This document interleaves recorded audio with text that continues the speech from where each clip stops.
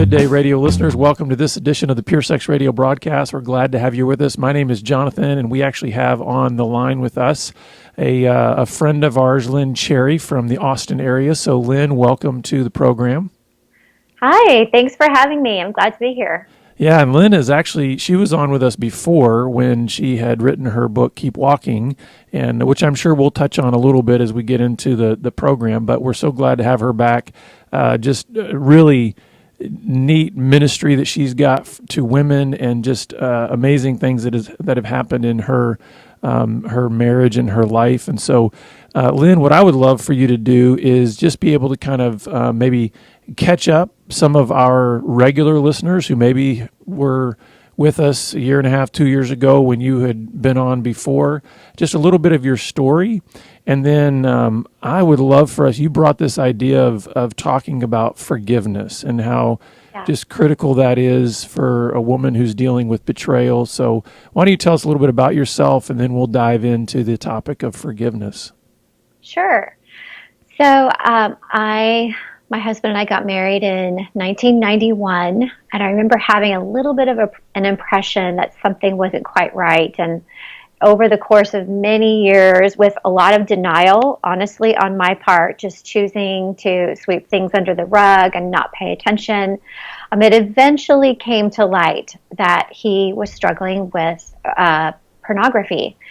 And that was really hard to own, that reality. For me, it was very painful. I felt confused and for a while really took the blame, just thought it's my fault and surely something's wrong with me. And it was a struggle for many years.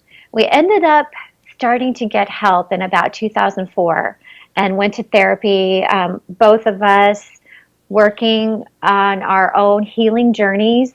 And I had the honor of watching my husband work through that and slay that giant and find freedom and healing. And just freedom is not the absence of temptation. Mm-hmm. Freedom is knowing what to do when temptation comes. And I got to see my husband walk that journey, and also through that had my own recovery journey of just dealing with the pain and the trauma and the brokenness and all that comes along with that for a spouse.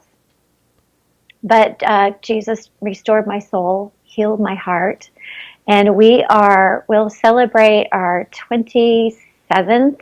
Oh my gosh, that's crazy. Yeah. 27th wedding anniversary this summer. So in July. That's awesome. Congratulations. Great. That is great. Well, it's interesting because there's so much to unpack there. It's amazing how in, 90 seconds we can summarize, 20 years or more of life, right?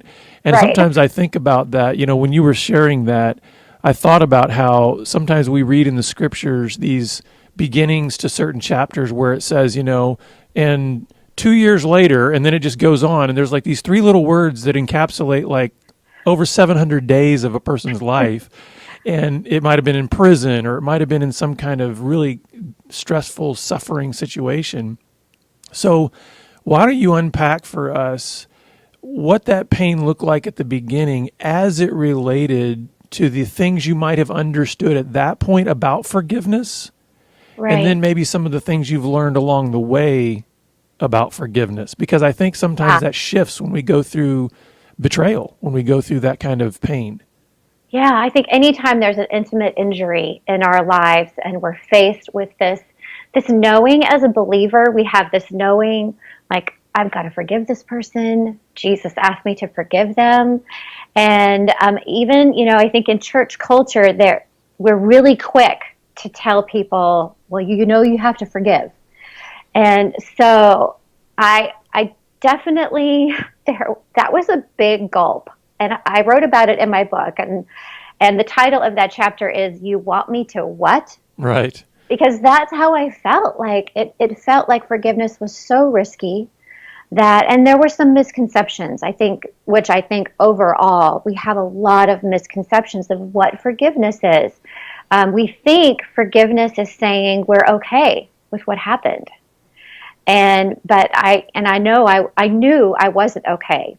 We think forgiveness is uh, reconciliation, but it's not necessarily the same thing. I think it is an important step toward reconciliation, but forgiveness doesn't mean you're ready to trust your heart again.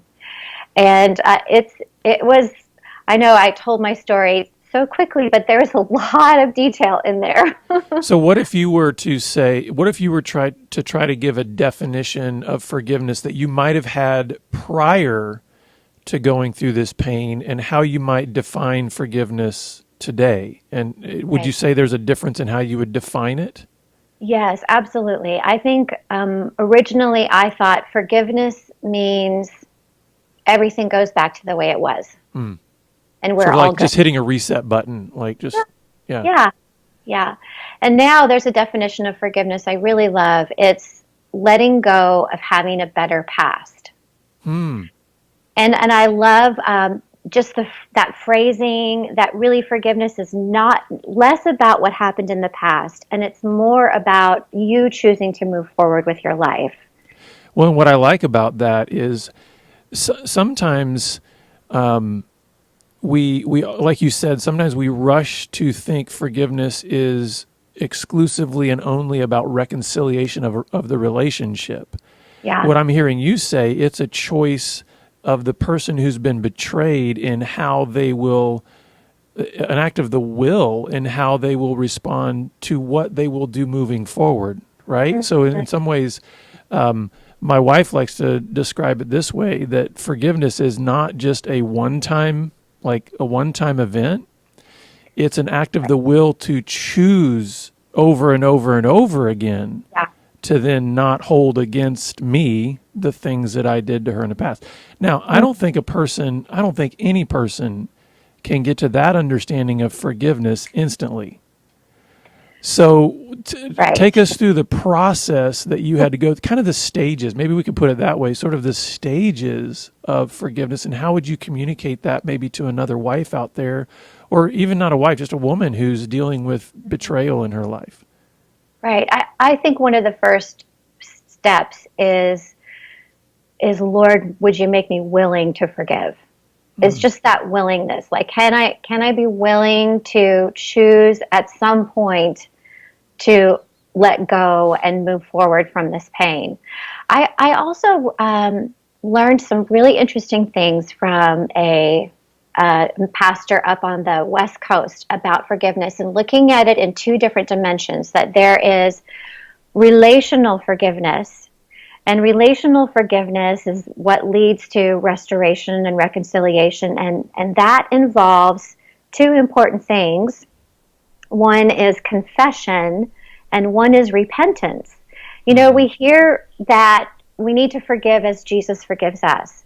But the way Jesus forgives us is that we repent and we turn from our behavior, and that we also make a confession of our sin. And so for there to be relational forgiveness that moves us towards reconciliation, those are important things that need to happen. And you know, I got to experience that with my husband, where he owned the pain that was caused me. And I remember him writing me letters like, I am so sorry you're having to walk through this, and I know it's my fault. So there was a confession of the pain that his sin and his issue had caused in my life. And then I watched him turn. I watched him put safeguards in place and establish boundaries and make decisions that were different than decisions that would have been made in the past, which was a sign of repentance. So those were the things that allowed our relationship to move toward restoration. But then, we don't always get to see that. Right. And we're dealing with another person, and we're walking through pain with another person. So I think God graciously offers us this other path towards forgiveness called personal forgiveness, where we make a choice to release that, which is actually, that's the Greek word for forgiveness. The definition is to release. So we make a decision to release that, to really give it to God, like to there's a debt that's owed us, there's an injury that happened, there's pain in our lives, but we're not expecting that person to make it better. We're really trusting that God is going to bring healing and restoration to our heart. And I love that distinction. And I think in that right now, you have actually just enlightened some wives out there, some women, because I think so many times there hasn't been the understanding of that distinction maybe between relational forgiveness and personal forgiveness. And so it's kind of all lumped together. And that's why I think maybe a lot of women are feeling this incredible amount of pressure when it comes, because they're thinking maybe only in that, maybe they're thinking only in one or the other. But it's like, Sure. it can be confusing, right? Because you're feeling like I've got all this pressure. I know that my wife, when we were going through our mess, she was like, she said, I knew all the scriptures, all the ones that, as Christ is forgiven, you must forgive. And there's, and it doesn't change the reality of those truths, right? But maybe what we're talking about here is not necessarily looking to try to alter the truth, but understand maybe better delivery of those truths, right? How do you manifest that in your life versus whether or not it's true? I mean, it is true. We're supposed to forgive as Christ has forgiven us. Right. But what does that look like? Right. And sometimes I think there is that pressure to just immediately forgive. And we see people making that choice, like think about those courtroom scenarios where someone has experienced this horrible injury and they get up and they say, I forgive you. And we're all just shocked by that and amazed by that. But we don't see the journey that they have gone through to get to that place where they could offer that forgiveness. It seems like it's instantaneous. Right. And I think usually it's not. And there is a lot of work that needs to happen on our hearts in order for us to be willing to make that choice. And I love what Dr. Milton Magnus says about forgiveness when you're dealing with addiction. He actually says you can forgive an addict too soon.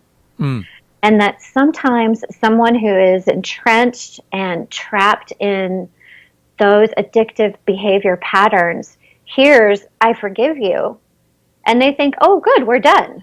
Like, this is over. Everything's great.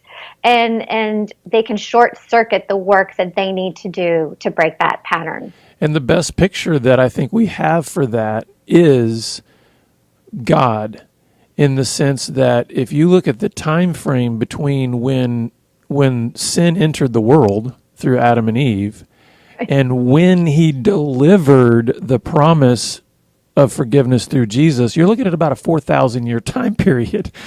Yeah. So even God shows us that there is a timing to how the delivery of forgiveness can occur that allows us to maybe unpack all of these things that need to be unpacked along the way. I have never thought about that. That is long. I'm not saying that, we should wait 4,000 years to forgive somebody, but God does show us even in history that from the point of offense to the point of the promise, in terms of the culmination of the manifestation of his mechanism for forgiveness, which is Jesus Christ, there's about 4,000 years in there. So maybe that can take some pressure off of some of these ladies who are feeling like the moment I hear of the betrayal, I must forgive right then. Yeah, and maybe there's issues that need to go on in both sides. Both parties have things to work through to maybe get to that place.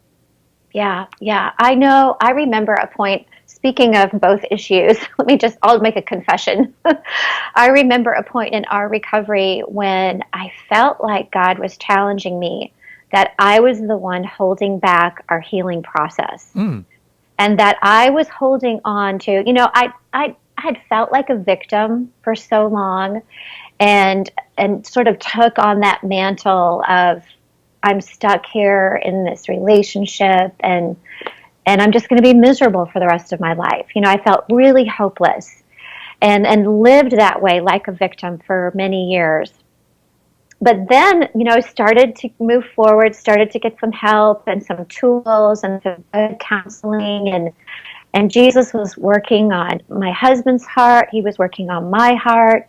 And we're beginning to move forward. And I remember feeling like I am not a victim, I'm a survivor. Mm-hmm. And there's a little bit of an edge to that. For me, there was. Like, I'm a survivor in the sense that my husband hurt me and he crushed me and he smashed my soul, but I'm going to make it. And that wasn't the end of me. And so, and I think that's a good shift and it's a healthy shift in a way, but staying in that place really only keeps me connected to my pain. Mm. And I felt like God challenged me that I had to release my right to be angry. Like, this is 2 years down the healing process. This isn't right away. There was a lot of anger, and I think that's normal and healthy.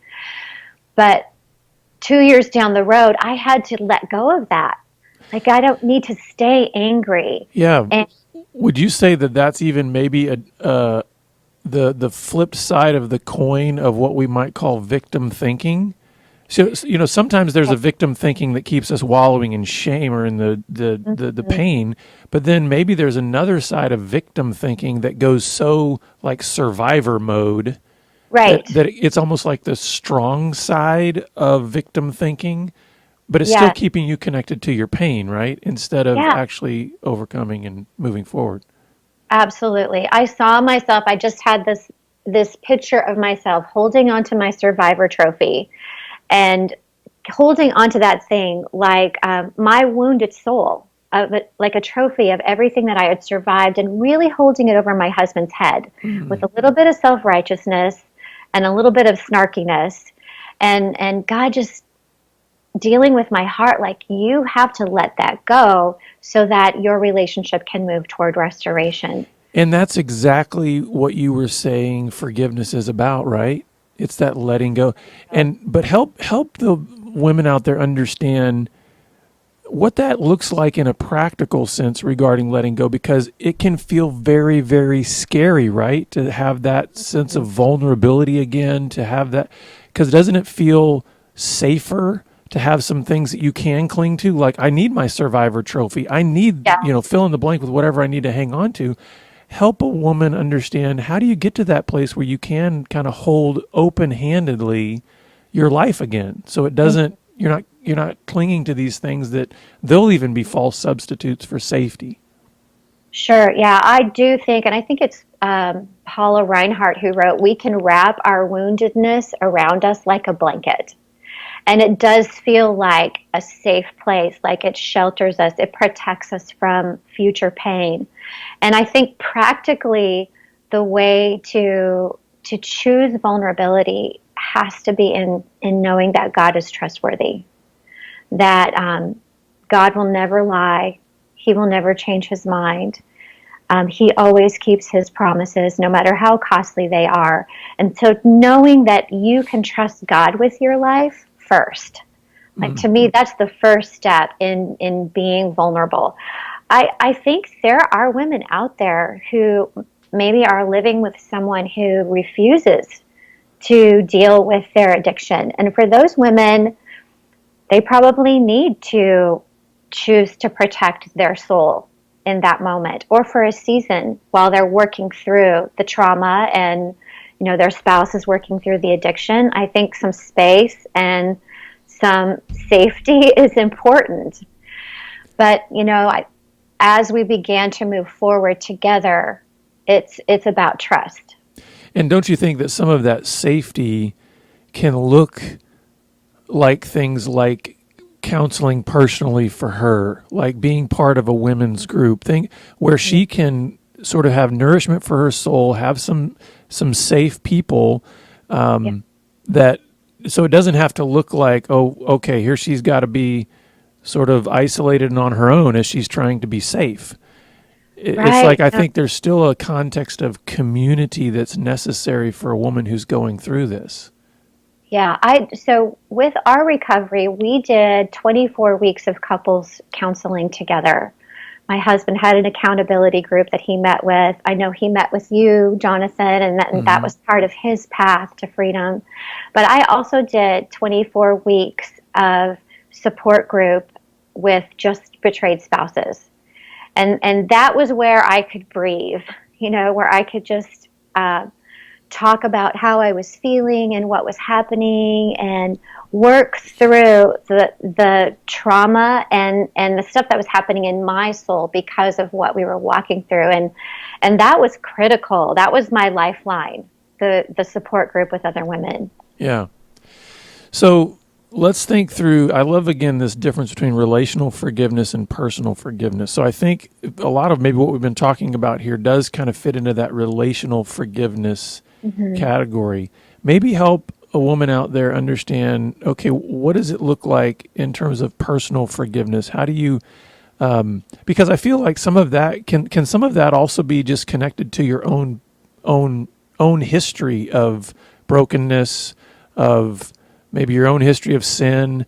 I mean, how does a woman then begin to unpack some of those kinds of things? Because sometimes that can, I know that for many women out there, when they really start to honestly go down this journey of forgiveness, God has a way of revealing all these things within that woman's heart that on its face can seem very unfair.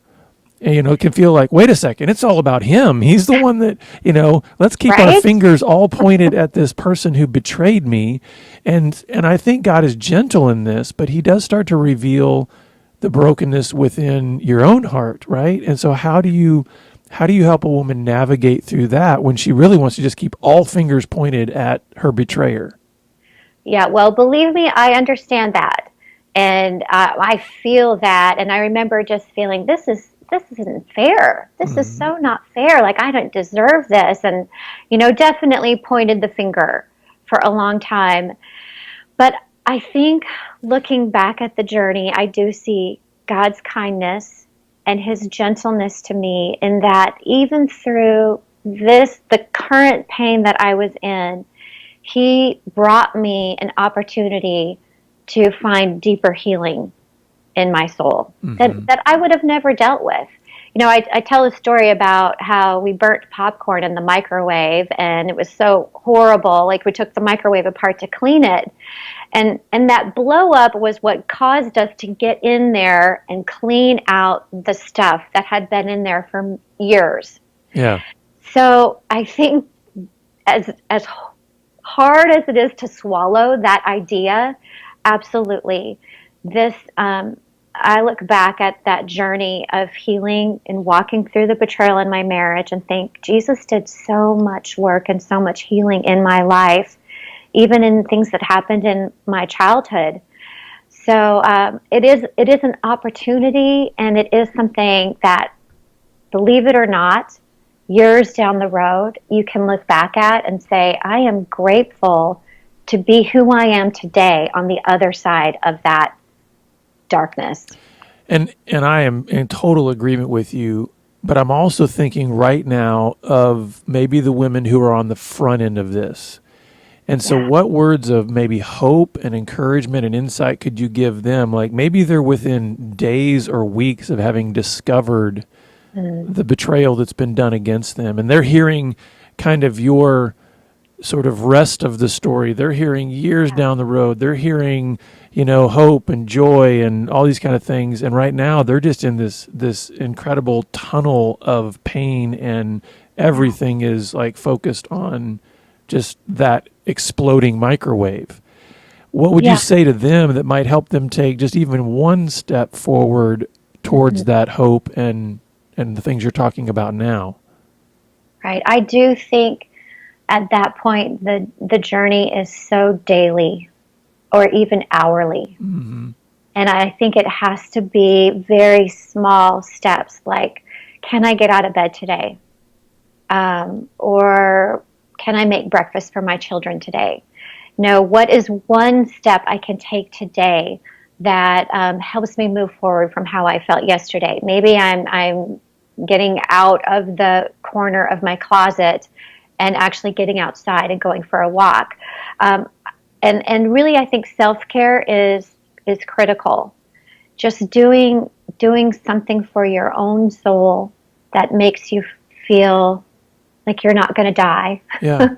And I think I think sometimes even just some mental imagery on certain things to be able to to handle, because I remember one time when my wife and I were separated that my mom actually and my sister sort of kidnapped my wife for a day to take her out for a day for movies and shopping and just like, we're going to unplug from your chaos for one day. And so even some things like that can be helpful. It's like, what can you do to, again, care for yourself? You're not ignoring or saying these things aren't realities in my life, but you're also recognizing if I stay 100% locked in focus on all of that mess, there's going to be more losses in my life in terms of my health and just my sanity than if I have some breaks here and there where it's like, I just need to take a break from that.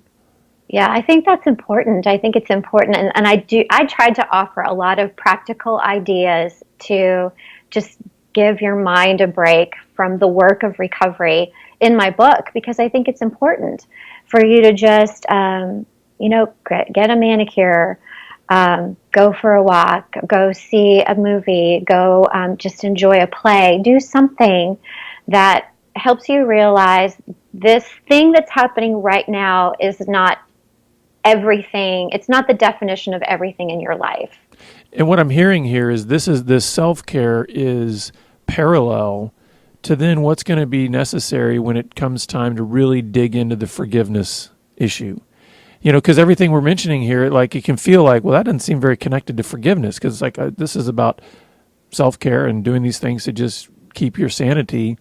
But I think as the days and months unfold, you realize it's not disconnected from this issue of forgiveness, because I really think in order for forgiveness to happen, and I could be wrong here, I think that has to spill out of a healthy heart. I think it's, if you think about what forgiveness is, it's fully knowing the offenses that have been done against me, and then as an act of my will, choosing not to hold those things against the person who offended me. I don't think that comes from that. That's a heart that's gotten to a place of some stability and health. Right. So this self-care stuff is very connected eventually to the issue of being able to forgive, right? Absolutely. I think it's just it's a long process, and that is part of the journey, taking care of yourself, healing your soul so that you can begin to trust God again, and that you can trust yourself again, and that eventually, hopefully, you'll be able to trust your spouse again. Mm-hmm. Well, Lynn, we are actually out of time, but what I want to do in our last minute here is you've walked this path. You've written a book on this. You've got some resources. You've got even there's some events that are coming up. Let our listeners know two things. One, how they can get in touch with you through your website, and secondly, just a little bit about your book and how that might be beneficial maybe to a wife who's walking through this right now. Sure. Yeah, so my website's really simple. It's lynnmariecherry.com, and it's cherry just like the fruit. So it's pretty easy to find. There's a contact form on there. I love to hear from women, and definitely love to be able to pray and encourage them, and just help them know this isn't the end of you, that there's a way through. That is my mantra, that if you'll just put one foot in front of the other, there's a way through whatever you face in life. God doesn't leave us stuck in those dark places. And my book is called Keep Walking, 40 Days to Hope and Freedom After Betrayal. It's available on Amazon in both paperback and Kindle. And what I love about my book is that it is just a 1 to 2 page devotional for 40 days. If it's hard to read a big 10-pound book when your heart is broken and you can't get out of bed. So my book is just a daily dose of hope with a really practical step for each day for 40 days. Well, thank you so much, Lynn, for being with us and just for sharing your insights and just your wisdom on the issue of forgiveness. Thank you. Thank you. My privilege. Yeah. And listeners, we're grateful for you, and we look forward to seeing you back here again next time on the Pure Sex Radio broadcast.